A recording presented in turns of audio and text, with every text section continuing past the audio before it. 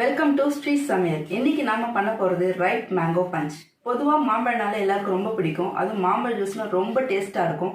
இப்போ நாம அதுல கொஞ்சம் மசாலா ஆட் பண்ணி ஒரு மசாலா பஞ்ச் கொடுக்க போறோம். இப்போ எப்படி செய்யறதுன்னு பார்க்கலாம் வாங்க. மசாலா பஞ்சுக்கு தேவையான பொருட்கள்: ஒரு மாம்பழத்தை சின்ன சின்ன பீஸா கட் பண்ணி வச்சிருக்கேன். சர்க்கரை ஒரு பவுல் எடுத்துருக்கு. இஞ்சி, சால்ட், மிளகுத்தூள், கிராம்புத்தூள், ஏலக்காய் தூள், ஜீரகத்தூள், கொத்தமல்லி கொஞ்சம். இப்போது மிக்சி ஜாரில் நம்ம கட் பண்ணி வச்சுருக்க அந்த மாம்பழத்தை கொஞ்சம் போட்டுக்கலாம். இதை அப்படியே அரைச்சா திக்காக வரும் உங்களுக்கு, அதனால் கொஞ்சம் தண்ணி விட்டுக்கலாம்.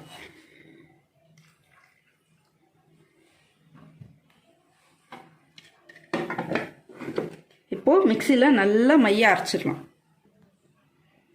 இப்போது மாம்பழத்தை அரைச்சாச்சு. அதுலேயே கொஞ்சம் தேவையான அளவு, உங்களுக்கு எவ்வளோ ஸ்வீட் தேவையோ அதுக்கேற்ற அளவு நீங்கள் சுகர் ஆட் பண்ணி அரைச்சிக்கோங்க.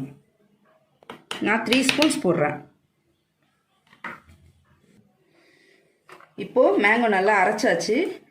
நம்ம ஒரு கிளாஸ் எடுத்துக்கலாம். இப்போது இந்த கிளாஸில் ஐஸ் கியூப்ஸ் போட்டுக்கலாம். ஆல்ரெடி நம்ம சின்ன சின்ன பீஸாக மாம்பழம் கட் பண்ணி வச்சுருக்கோம் இல்லையா, அதை கொஞ்சம் போட்டுக்கலாம். போட்டுட்டு நம்ம அரைச்சி வச்சுருக்கோம் அதையும் கொஞ்சம் ஆட் பண்ணிக்கலாம்.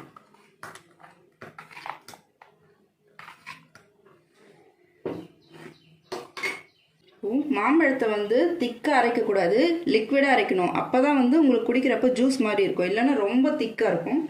இப்போது இதுக்கு தேவையான மசாலாவை ஆட் பண்ணிக்கலாம். இஞ்சி சின்ன துண்டாக நீங்கள் பீஸ் பீஸாக கட் பண்ணி வச்சுக்கோங்க, அதை போட்டுக்கோங்க. சால்ட் கொஞ்சம் ஆட் பண்ணிக்கோங்க. மிளகுத்தூள், கிராம்புத்தூள் எல்லாமே ஒரு சிட்டிக்கே தான் ஆட் பண்ணணும், ஏன்னா அதிகமாக ஆட் பண்ணிட்டா உங்களுக்கு காட்டாக இருக்கும் ரொம்ப. ஜீரகத்தூள், ஏலக்காய் பொடி.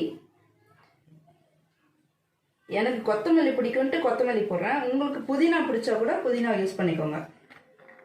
இப்போது நல்லா கலந்து விட்டுக்கோங்க. நம்ம ஆல்ரெடி ஐஸ் கியூப்ஸ் போட்டதால இன்னும் கொஞ்சம் மெல்ட் ஆனோம்னா இன்னும் கொஞ்சம் தண்ணி ஆகிடும்.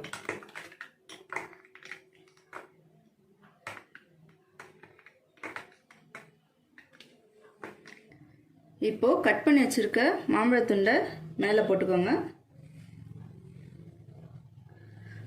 சுவையான ripe mango masala punch ready ஆயிடுச்சு. டேஸ்ட் பண்ணி என்ஜாய் பண்ணுங்கள்.